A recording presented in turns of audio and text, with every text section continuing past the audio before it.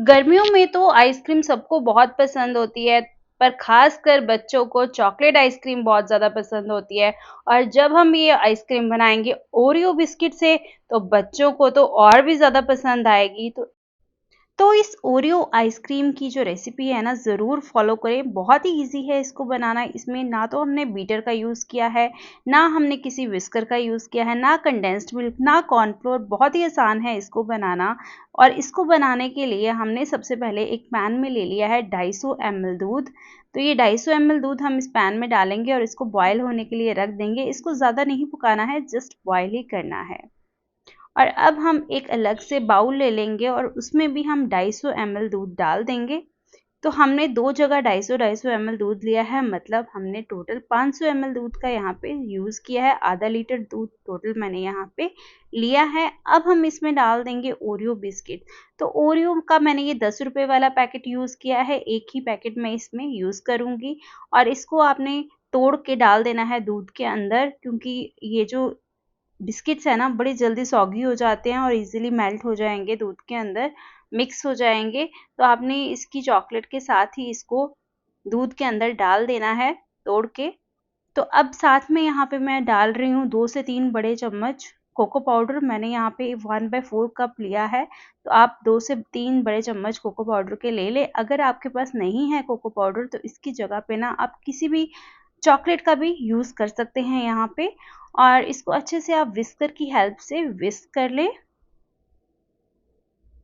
तो आपने ना इसमें बिल्कुल भी गुठलियाँ नहीं रहने देनी है, आपको एकदम इसको फाइन अच्छे से मिक्स करना है। हाँ, और एक बात का और ध्यान रखिए, ये जो दूध है ना, ये नॉर्मल टेम्परेचर पे होना चाहिए, मतलब ये गर्म दूध नहीं होना चाहिए, नहीं तो आपका ये कोको पाउडर ना घुलने में बहुत ही ज़्यादा टाइम लेगा। तो ये देखिए, अब इसके लम्स वगैरह गुठलियाँ हट चुकी हैं। अब जो हमने दूध बॉयल होने के लिए रखा है, वो भी बॉयल हो चुका है। अब हम इसमें ये वाला दूध डाल देंगे, जो ओरियो बिस्किट और कोको पाउडर वाला दूध हम इसके अंदर डाल देंगे और इसको हमने अच्छे से मिक्स करना है। कोशिश करें, अगर आपके पास हैंड विस्कर है तो उससे उससे आप मिक्स करें, जिससे कि बहुत ही अच्छे से स्मूथ सा हमारा बैटर बन के रेडी होगा। और इसको ज़्यादा नहीं पकाना है आपने, 2 मिनट के लिए ही आपको इसको हाई फ्लेम पे पकाना है। तो आप देखेंगे ना, बड़ी जल्दी ये मिश्रण गाढ़ा सा होना स्टार्ट हो जाएगा। तो ये देखिए कितना गाढ़ा हो गया है ये। जब ये इतना गाढ़ा हो जाए ना, तो हमें यहाँ पे अभी फ्लेम जो है गैस का वो बंद कर देना है और इसको ठंडा होने के लिए हमें रख देना है, क्योंकि ये हमें एकदम ठंडा करके ही यूज़ करना है, गर्म आप बिल्कुल भी ना यूज़ करें। तो ये देखिए, यहाँ पे मैंने इसको आधा घंटे के लिए रख दिया था और ये अच्छे से ठंडा हो चुका है। ठंडा होने के बाद और ज़्यादा ये गाढ़ा हो गया है मिश्रण। तो अब हम ना एक ग्राइंडिंग जार ले लेंगे, जो मिक्सी का जार होता है ना, वो ले लेंगे हम। और उसमें ये वाला मिश्रण हम सारा डाल देंगे। तो आपने देखा ना, यहाँ पे हमने किसी भी इलेक्ट्रिक बीटर का या कंडेंस्ड मिल्क का यूज़ नहीं किया है, ना ही कॉर्नफ्लोर का यूज़ किया है, ना ही मिल्क पाउडर का यूज़ किया है। अब हम इसमें डाल देंगे व्हिप्ड क्रीम। हाँ, अगर आपके पास व्हिप्ड क्रीम नहीं है ना, तो आप फ्रेश क्रीम ले लें मार्केट से। अगर वो भी नहीं है, तो आप घर की जो मलाई होती है ना, दूध जो ठंडा होने के बाद मलाई आती है मोटी सी, वो आप यूज़ कर सकते हैं इसकी जगह पे। व्हिप क्रीम बहुत ज़्यादा सस्ती पड़ती है, तो सारे इसमें व्हिप क्रीम का ही यूज़ करते हैं आइसक्रीम के अंदर। तो अगर आपके पास नहीं है, तो मैंने ऑल्टरनेटिव्स आपको बता दिए हैं। इसको अच्छे से ग्राइंड कर लिया है मैंने यहाँ पे। तो ये देखिए, आपको 1 मिनट के लिए ग्राइंड करना है और बड़ा ही स्मूथ सा इसका जो बैटर है आइसक्रीम का, वो बन के रेडी हो गया है। अगर आप चाहें तो इसमें जो है चीनी का भी यूज़ कर सकते हैं, चीनी डाल सकते हैं। मैंने यहाँ पे चीनी नहीं डाली है, क्योंकि ये व्हिप्ड क्रीम भी मीठी होती है, ओरियो बिस्किट भी मीठे होते हैं, ठीक है। अभी हमने इस बैटर को निकाल लिया है एक कांच के बाउल में, जो कि एयर टाइट है। आपके पास अगर एयर टाइट कंटेनर नहीं है, तो कोई भी कंटेनर डाल दें इसको। और ऊपर से चोको चिप से मैंने गार्निश किया है। आप ये स्किप भी कर सकते हैं स्टेप, या फिर आप ओरियो बिस्किट्स भी इसके ऊपर डाल सकते हैं।